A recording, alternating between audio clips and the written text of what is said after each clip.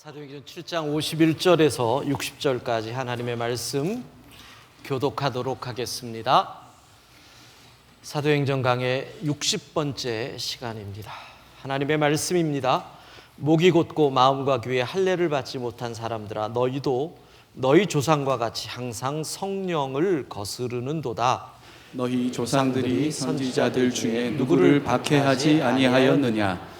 의인이 오시리라 예고한 자들을 그들이 죽였고 이제 너희는 그 의인을 잡아준 자요 살인한 자가 되나니, 너희는 천사가 전한 율법을 받고도 지키지 아니하였도다 하니라.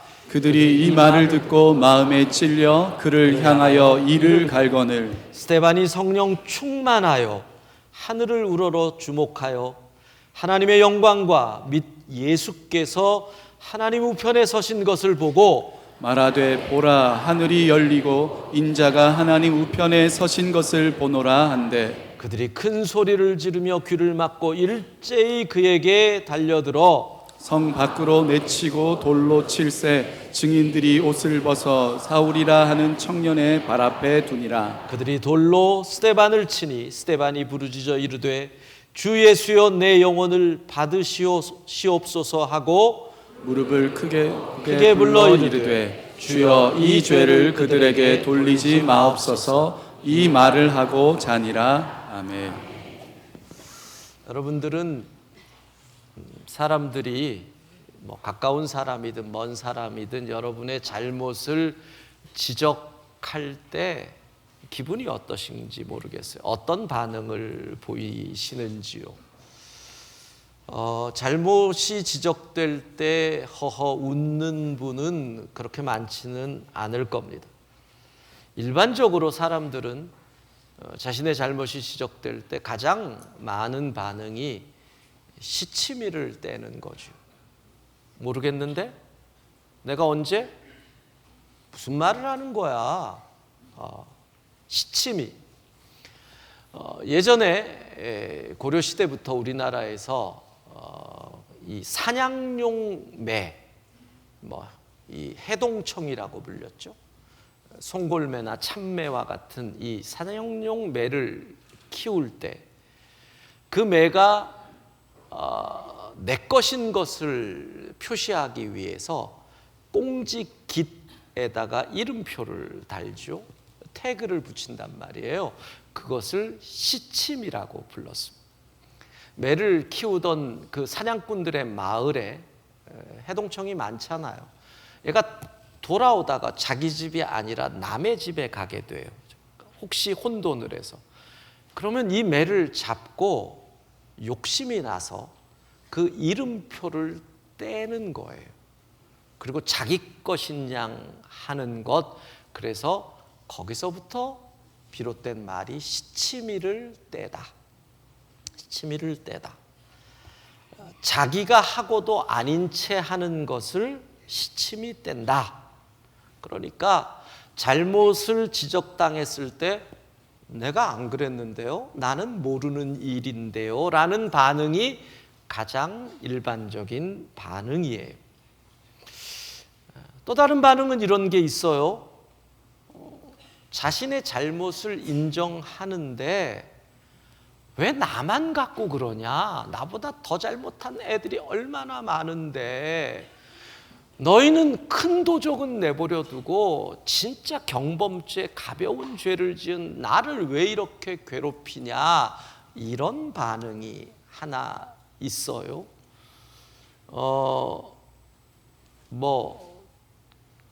정치나 경제계에서 큰 역할을 하던 사람이 교도소에 들어가면은 그 사람을 범털이라고 얘기를 해요. 돈이 많거나 뒷배가 든든한 사람. 그게 은어인데 어디서 반대가 되느냐면 개털에서 나옵니다. 개털은 정말 잡범들, 교도소에 들어간 잡범들을 가리킨 뒷배도 없고 돈도 없는 흔하디 흔한 개의 털 같은 존재라 그래서 개털이라 그랬죠. 그러니까 범털은 뭐예요? 호랑이 털이란 말이에요. 이 같은 죄수인데도 호랑이 털, 범털, 그러니까 이렇게 얘기하는 거죠. 나 같은 개털 갖고 뭐라 그러지 말고 범털이나 좀 잡아라. 죄를 인정하지만 실상은 나는 저들에 비하면 괜찮다라는 상대적 우월감으로 자신의 잘못을 회피하는 사람이 있어요. 또 한 반응이 있어요. 잘못을 인정하는데 내가 모르고 그랬어 라는 경우죠. 야, 미안해, 내가 모르고 너에게 상처를 줬다. 야, 미안하다. 진짜 모르고 그랬는지 아니면 알고 지금 모르는 척하는 건지는 누구도 몰라요. 근데 많은 분들이 자신의 잘못을 지적당할 때 모르고 그랬다라고 하는 반응으로 그 위기를 넘기지요. 근데 우리가 오늘 주목해야 될 가장 문제가 되는 반응은 적반하장이라는 거예요. 말 그대로 뭐예요? 도적이 막 몽둥이를 들고 휘두르는 거예요. 도적이 도망을 가야 되는데 도리어 몽둥이를 들고 휘두르는 거. 우리는 그것을 방귀 낀 놈이 어떻게 한다? 뭐 다 경험하셨으니까 쉽게 답이 나오죠. 억울하다. 나를 갖고 왜 그러느냐? 나는 그런 적이 없는데 왜 나를 이렇게 힘들게 만드느냐? 나는 절대 아니다. 이런 거예요. 2년 전에 미국의 한 심리학 논문에 나온 내용이에요. 백상의 커플을 모집했어요. 부부 또는 연인 관계. 그래서 일주일 동안 정직하게 적으라 그랬어요. 어떤 경우를 적느냐 하면 배우자 또는 애인이 괜히 의심이 갈 때 무조건 적어라. 의심 좀 이상하다. 그리고 내 눈이 다른 자기의 애인이나 배우자가 아닌 다른 이성에게 끌렸을 때, 그럴 때도 적으라 그러는 거예요. 그러면서 그 논문, 그 모든 백상의 자료를 가지고 논문이 나왔는데 결론이 이거예요. 다른 이성에게 한눈 파는 사람이 자기 파트너를 더 의심한다. 놀라지도 않으시는군요. 그러니까 이런 얘기예요. 애인 말고 배우자 말고 다른 이성에게 끌린 사람이 죄책감을 감추기 위해 너 바람 피우는 거 아니야? 너 왜 딴 사람 봐? 라고 도리어 자기 애인을 몰아붙인다라는 거예요. 방귀 낀 놈이 이 적반하장의 심리가 실험으로 입증됐다라는 것에서 재밌는 통계지요. 내가 잘못했는데 그 잘못을 지적하니까 도리어 소리를 지르는 거야. 왜 나를 갖고 그래? 난 그런 적 없어! 라는 거지요. 우리가 잘 아는 내용, 명심보감에 이런 내용이 나옵니다. 양약은, 좋은 약은 고구이나 입에 쓰나 이어병이요 병에 좋다. 몸을 고친다. 충언, 필요한 말, 좋은 말, 내가 들어야 할 말은 이 귀에 거슬리나 이어 행이라. 우리의 행함에 이롭다. 귀에 거슬린 말을 잘 받아들이면 복이 되는데, 우리에게 필요한 것은 내 잘못을 지적하면 미안하다, 잘못했다, 내가 고칠게 그러면 되는데, 우리는 자존심 때문일까요? 아담의 자손이라서 그 DNA가 남아서 그런 걸까요? 부인하거나 다른 핑계를 대거나 인정하지 않으려 한다는 거예요. 자, 이렇게 긴 서론을 하고 본문으로 들어갑니다. 오늘 본문이 스데반이 자신의 설교를 마무리하는 내용입니다. 긴 설교를 통해서 유대인들을 향하여 그들의 잘못을 지적을 합니다. 그랬더니 54절 앞부분에 이렇게 기록이 되어 있습니다. 그들이 이 말을 듣고 마음에 찔렸다는 말이 뭐예요? 양심의 가책을 받았다. 우리 표현으로 하면 성령의 검이 그들의 마음을 찔렀다는 거. 여러분, 주일 예배 시간에 와서 좋은데 마음이 안 찔려요? 안 찔려요? 예? 양심의 가책을 받았다는 거예요. 문제는 잘못을 지적당했는데, 그래서 양심의 가책까지 받았는데 어떻게 반응을 하느냐, 이걸 보셔야 돼요. 54절 7장 전체를 같이 읽습니다. 그들이 이 말을 듣고 마음에 찔려 그를 향하여 이를 갈거늘 적반하장, 방귀 낀 놈이 성낸다. 바로 그 모습이 나오는 거예요. 여기서 마음에 찔려라고 하는 말을 제가 어제 원어를 찾아보고 사전을 봤더니요, 이 마음에 찔렸다는 이 단어 옆에 이렇게 써져 있어요. 똑같은 해석이에요. 찔렸다 뿐만 아니라 톱으로 쓸었다. 얼마나 아프다는 얘기예요. 내 양심을, 마음을 톱으로 슥슥 톱질을 하는 것 같은 그런 고통을 받고 있다는 것. 그런데 그 찔림, 그 아픔에서 그들이 귀를 닫아버리는 것. 그 찔림을 모르는 척하고 도리어 고함을 지르는 거예요. 마치 의사가 내 아픈 데를 치료하고 급해서 마취도 못 치고 치료하는데 아프다고 의사를 때리는 형국이 되는 거죠. 그를 향하여 누구? 바른 말을 하는 사람 스데반을 향하여 어떻게? 이를 갈면서. 사랑하는 성도 여러분, 혹시 우리는 나의 잘못을 지적하는 하나님의 말씀에 어떻게 반응을 하시는지, 귀를 막고 이를 갈고 있지는 않습니까? 귀를 막고 못 들은 척하고 있지는 않습니까?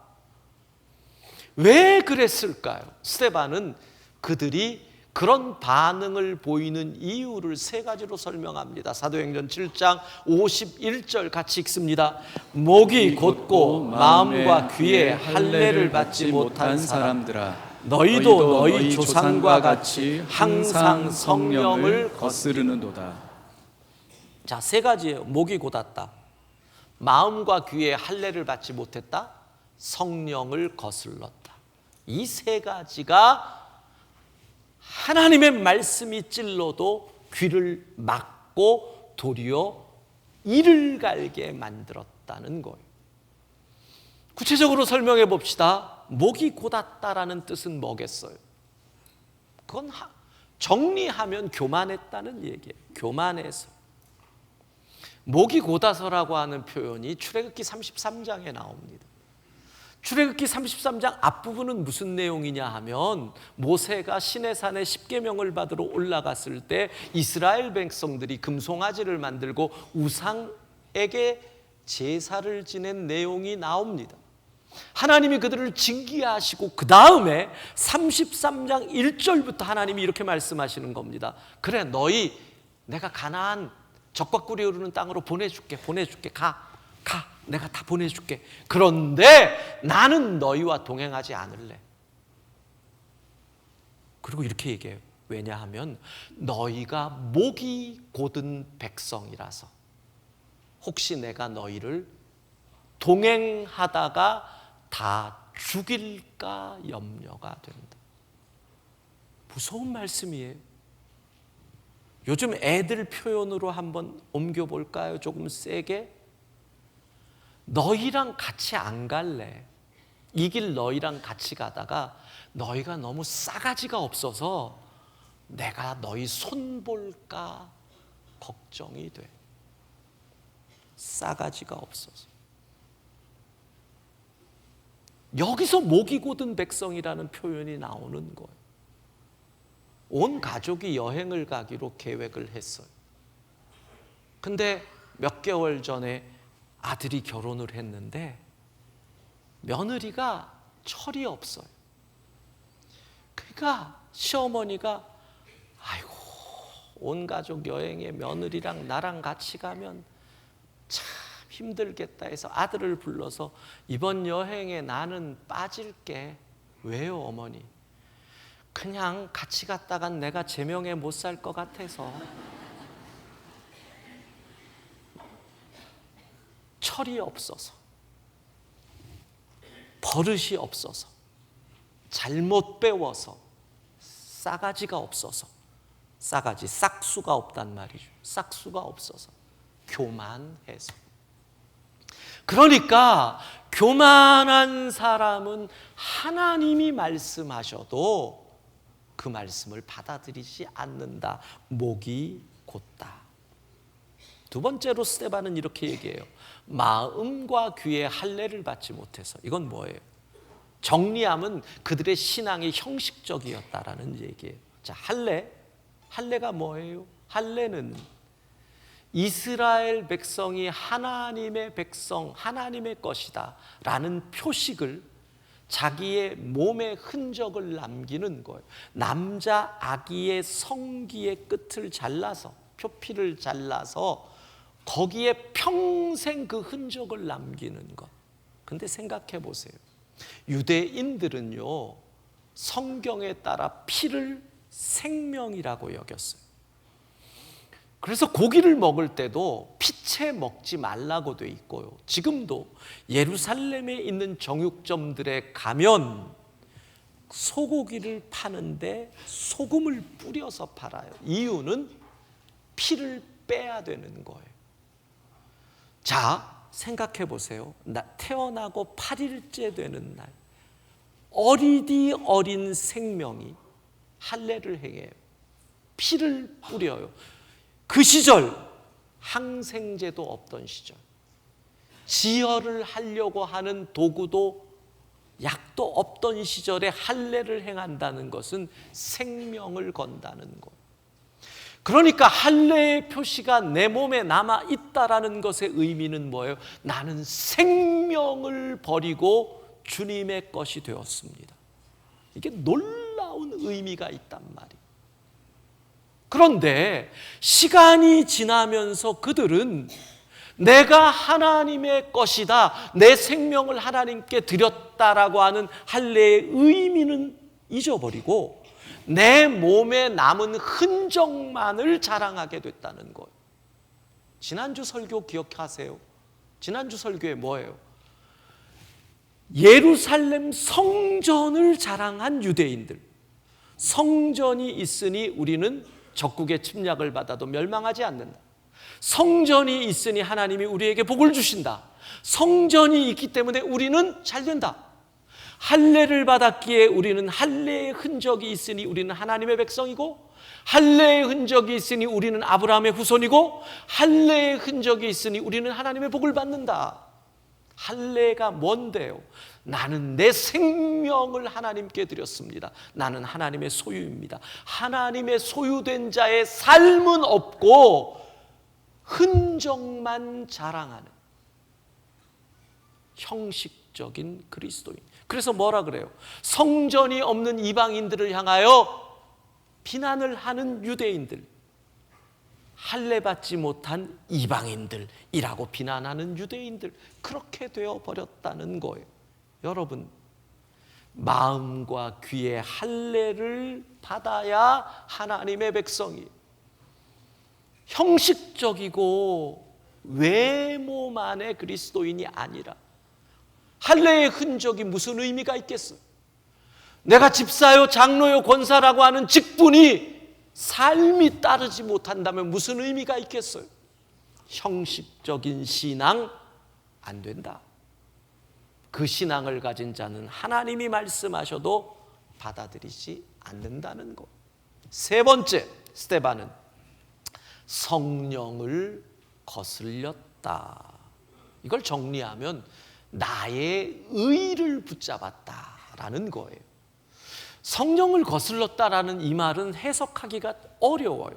도대체 성령을 거슬른 게 뭔가? 그래서 스데반은 바로 뒤에 이어서 성령을 거스른다는 것이 너희 조상들과 같은 것이다 이렇게 얘기해요. 너희 조상들이 성령을 거슬렸다. 조상들이 어떻게 했는데? 조상들의 한 일, 사도행전 7장 52절 같이 읽습니다. 너희 조상들이 선지자들 중에 누구를 박해하지 아니하였느냐? 의인이 오시리라 예고한 자들을 그들이 죽였고 이제 너희는 그 의인을 잡아준 자요 살인한 자가 되나니. 너희 조상들이 성령을 거슬러서 의인을 죽였다. 왜 그들이 그렇게 했느냐? 왜 성령을 거슬렸느냐? 자기들이 의롭다고 생각했기 때문이라는 거. 여러분, 내가 의인이면 저들은 악인인 거예요. 할례의 흔적이 있어요. 목이 곧아요. 그러니까 내가 의인이 돼요. 내가 의인이니 하나님이 옳다고 한 사람도 죽여버리는 거예요. 마침내 하나님까지도 죽여서 십자가에 못 박아요.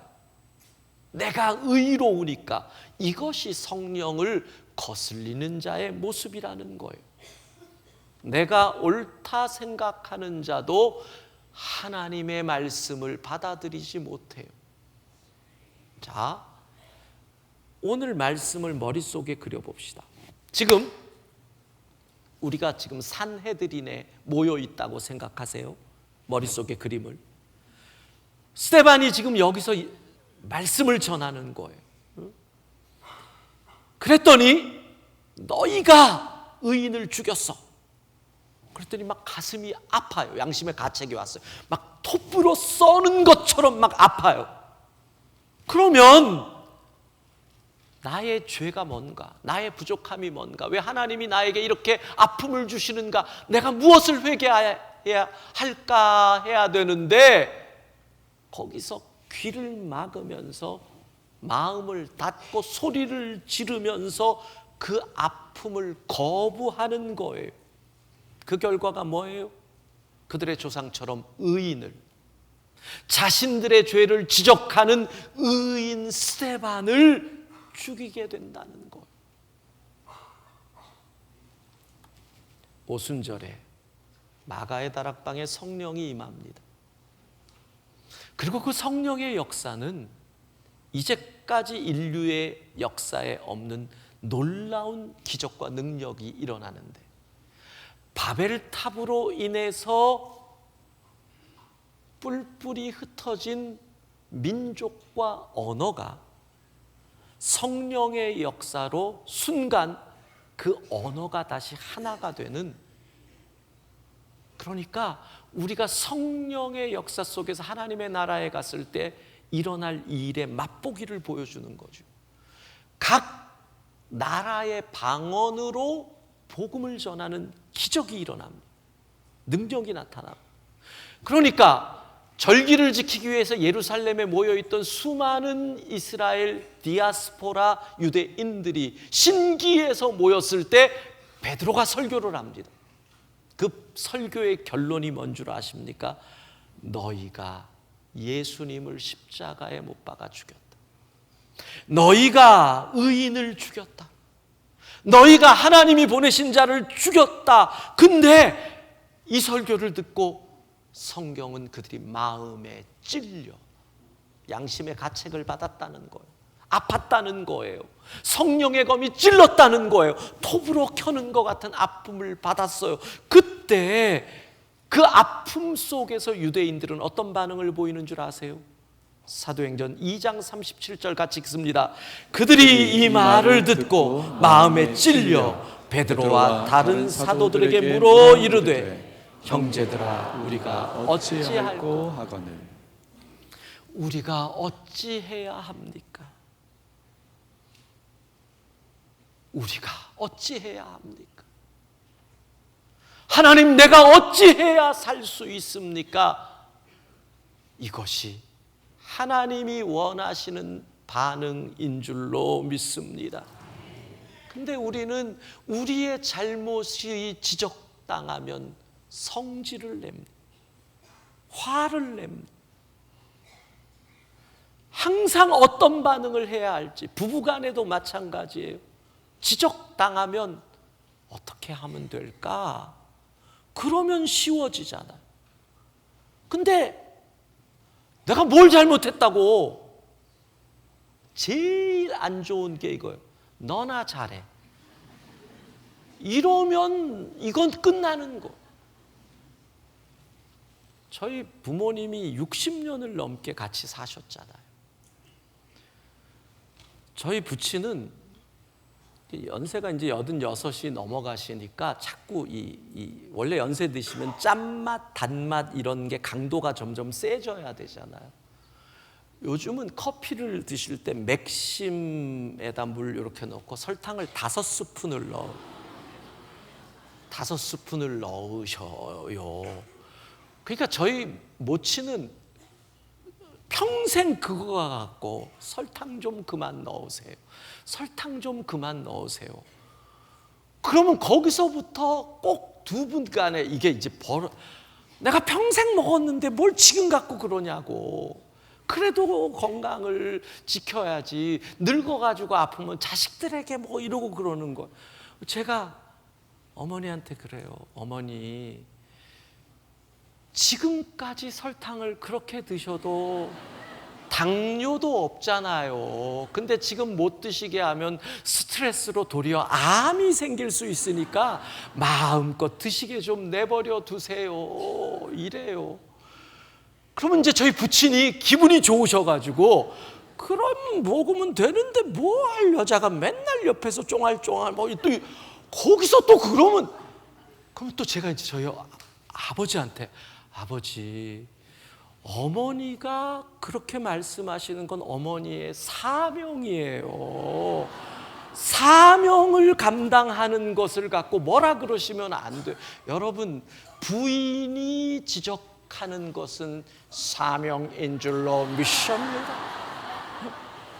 부인은 잔소리하고 지적질하기 위하여 이 땅에 태어난 거예요. 그걸 받아들여야 되는 거예요. 거기서 그냥 그러시면 돼요. 내가 어찌할꼬, 말씀대로 내가 어찌할꼬, 내가 어떻게 하면 되겠어. 그러면 다 넘어가는데 거기서 너나 잘해라, 뭐 내가 이제껏 살았는데 뭐 내가 어찌할꼬. 부부관계뿐만 아니라 모든 관계에서 하나님, 내가 어찌해야 합니까? 따라합시다. 주님, 내가 어찌해야 합니까? 내가 어찌해야 합니까?